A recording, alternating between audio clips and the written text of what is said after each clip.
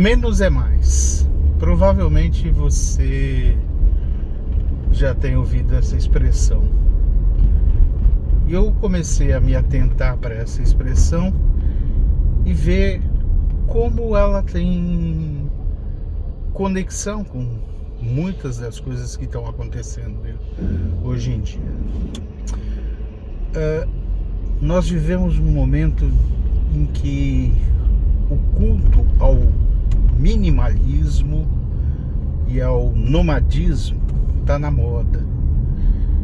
Mas será que é simplesmente uma moda ou seria uma resposta mesmo da sociedade às impossibilidades de atingir determinados sonhos, e por isso as pessoas estão buscando uma outra parametrização para suas aspirações? Essa tem sido o motivo de muitos questionamentos que eu tenho feito, né?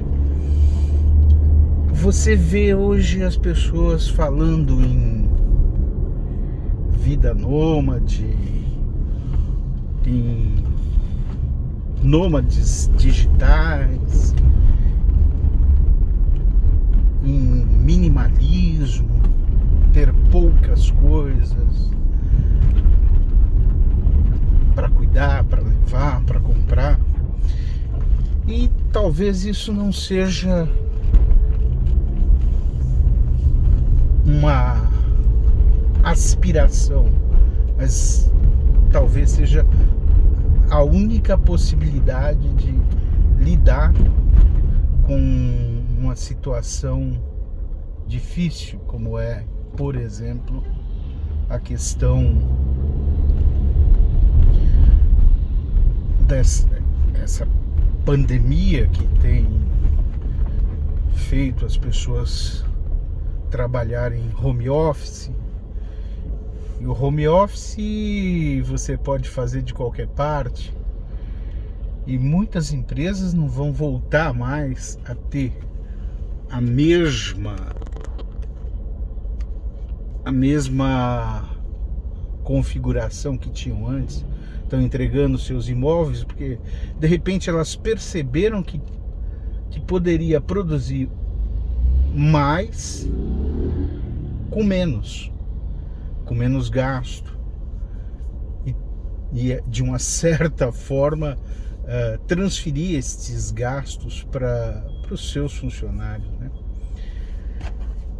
É o advento da PJ, né? Pessoa jurídica. Você trabalha como pessoa jurídica e acaba que você diminui os encargos trabalhistas das empresas. Você trabalha como pessoa jurídica em home office. Então você não dá encargos trabalhistas para a empresa, você utiliza a sua energia elétrica, o seu equipamento, o seu computador, e produz o trabalho que a empresa necessita com a mesma qualidade, ou melhor, com mais dedicação, porque você acaba passando dos horários, ficando imerso nos problemas uma vez que você está em casa, você não tem que fazer nenhum trajeto de volta, né? Você, enfim, acaba produzindo mais com menos. Outra tendência do minimalismo que eu também comecei a prestar atenção: os imóveis, principalmente nas grandes capitais, nas grandes cidades, se tornaram proibitivos, extremamente caros. Então uma casa, primeiro que casa não é coisa de grandes centros, né? Apartamento, né? E os apartamentos que eram 200 metros, 150 metros, 140 metros, passaram para 100 metros, para 90 metros, para 75 metros. Eu lembro que quando eu comprei o meu apartamento, eu vi muitos apartamentos de 75, 80 metros. E agora os apartamentos estão na faixa de 40 metros, 35 metros. Quer dizer, um conjunto comercial antes era 35, 40 metros, hoje se faz uma casa, uma moradia em 35, 40 metros, 50 metros no mar. 50 metros já faz um dormitório, já faz um apartamento com 2 dormitórios. O conceito também, conceito aberto, né? Conceito aberto de você não ter paredes, você pode utilizar mais espaço, dá mais noção de amplitude, mas o espaço são uns 40 metros, né? Então você tem um minimalismo aí que o preço do metro quadrado foi subindo. Os apartamentos foram diminuindo e você começou, e por diminuírem, apesar do preço do metro quadrado aumentar, acabou se tornando viável para as pessoas poderem comprar as suas moradias. Fora isso, o êxodo, né? Existe um marcado êxodo urbano-rural. As pessoas estão fugindo dos grandes centros. Isso não é um fenômeno de São Paulo. Outro dia eu estava vendo um vídeo que é um brasileiro morando lá em Londres, estava dizendo exatamente isso, que as pessoas estão fugindo de morar nas grandes capitais e estão buscando se refugiar em cidades menores, talvez até pelo fato de na cidade menor você acaba conhecendo melhor as pessoas. Eu não conheço o vizinho do andar de cima ou do andar de baixo, eu não sei nem quem que é. Eu conheço os vizinhos do meu andar, porque nós compramos praticamente juntos aquele imóvel lá. Porque se fosse pensar, se fossem moradores novos, eu talvez não os conhecesse. Então, este minimalismo me parece mais uma resposta à necessidade de diminuir o custo da habitação, diminuir o custo do carro, diminuir o custo de tudo. E o nomadismo? O nomadismo é assim, uma vez que você pode diminuir, você também pode migrar para algo menor e não precisa ser dono, você pode alugar em outros lugares e pagar menos. É muito interessante esse movimento que está acontecendo.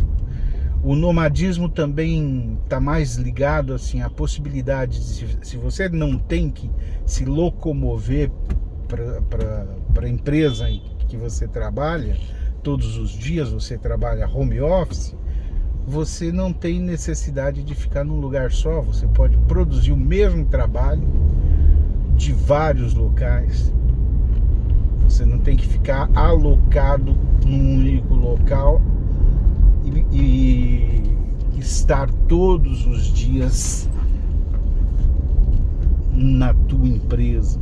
Você está trabalhando de onde você estiver, produzindo os mesmos ou melhores resultados. E uma outra coisa que eu tenho notado, né, é assim, as pessoas passaram a querer alternativas.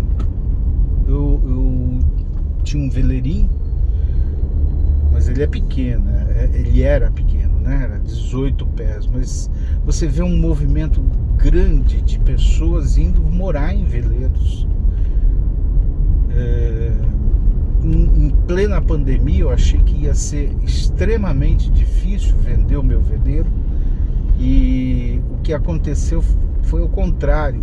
Tinha uma demanda muito grande para aquisição de embarcações, porque as pessoas simplesmente estão indo morar em veleiros. E existe um outro movimento que é muito interessante, que é o movimento de motorhome. As pessoas estão indo morar em seus veículos, transformando os seus veículos em habitações. E existe um movimento grande desses motorhomes.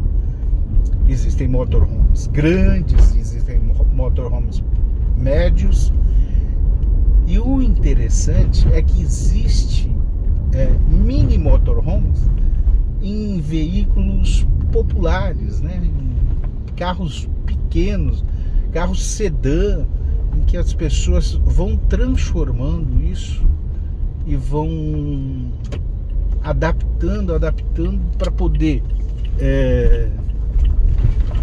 dormir, se alimentar, se higienizar, fazer suas necessidades dentro de pequenos veículos. É um movimento bastante interessante também.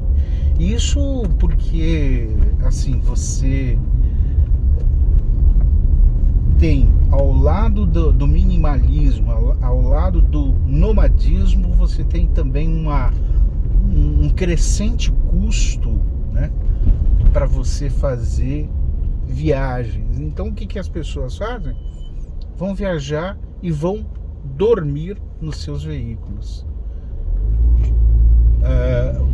O próprio Airbnb também é uma resposta interessante a essa questão de locação de moradias, né? Você pode alugar por pequenos períodos e a custo muito interessante, ao passo que se você antes só tinha aluguel de 1 ano, 2 anos, 3 anos, sei lá, nem sei exatamente quanto tempo tinha que alugar, qual era a regra de aluguel de imóvel, assim. Então existe uma transformação, e essa transformação toda parece uma clara resposta a uma mudança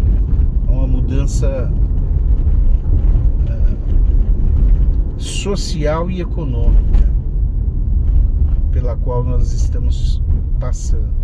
O que eu acho interessante é que muitas vezes o fato de você estar imerso nessas transformações não te permite ter uma gestalt, uma visão global do contexto em que você está inserido. Só para terminar, a gente tem também uma mudança muito clara nas comunicações.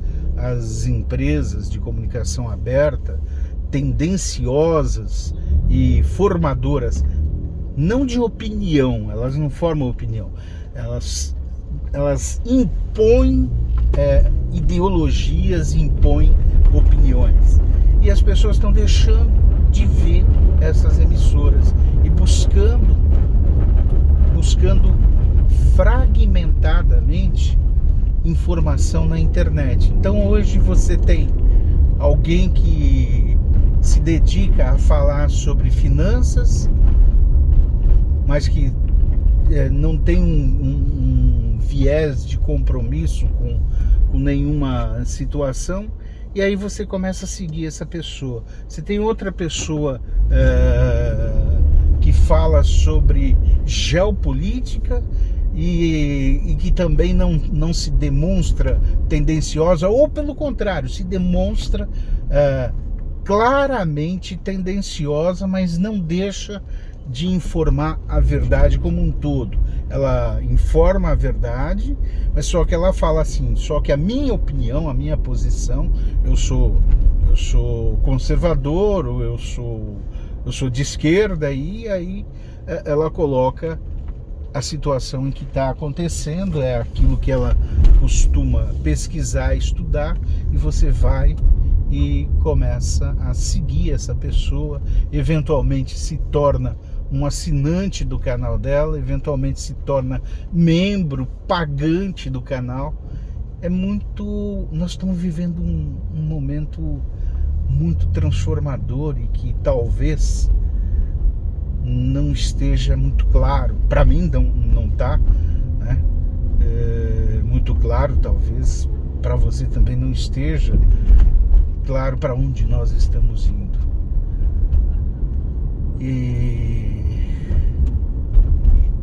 Mas é sempre assim, quando você está fazendo a história, você não percebe o quanto você é agente modificador dessa história, e nem quais são as forças que manipulam essa história para que ela aconteça. Mas para que esse vídeo não fique longo, eu vou ficar por aqui. Por esse vídeo é só.